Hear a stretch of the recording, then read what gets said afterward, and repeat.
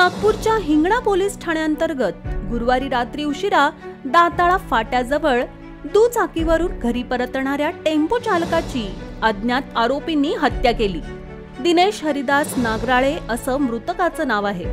पोलिसांनी अज्ञात आरोपींविरुद्ध हत्येचा गुन्हा दाखल केला असून हिंगणा पोलीस अधिक तपास करत आहेत। नागपूरच्या हिंगणा पोलीस ठाण्याअंतर्गत दाताळा फाट्याजवळ कच्च्या रस्त्याच्या कडेला एका व्यक्तीचा मृतदेह पडल्याची माहिती ये-जा करणाऱ्यांनी पोलिसांना दिली होती।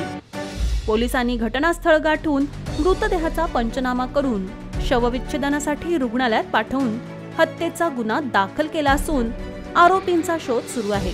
बडगाव गुजर येथील 53 वर्षीय दिनेश हरिदास नागराळे असं मृतकाचं नाव आहे। दिनेश बुटीबोरीमध्ये ऑटो चालक आहे। त्यांच्या पश्चात पत्नी आणि 2 मुली असा परिवार आहे। त्यांची पत्नी आशा कामगार म्हणून काम करते। टेंभरी गावात दिनेशचं जुनं घर असून तिथे त्याचा भाऊ राहतो।